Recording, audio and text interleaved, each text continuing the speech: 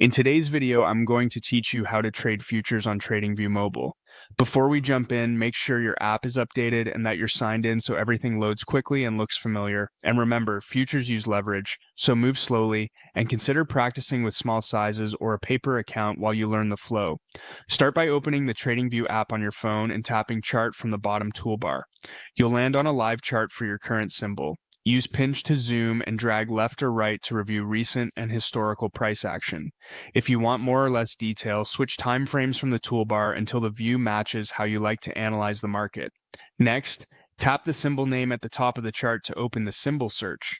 If you're currently on a stock or crypto chart, this is where you'll switch over to a futures contract. In the search window, you can type a ticker for an index or commodity, or tap the Futures tab to filter your results. Contracts are listed by exchange plus expiration month and year.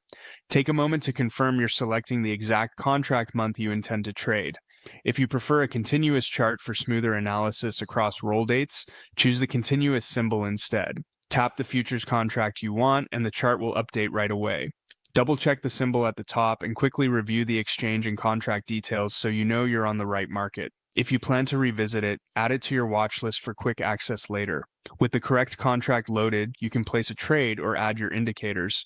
If your broker is supported and connected, or if you're using paper trading, open the trading panel beneath the chart to access buy and sell.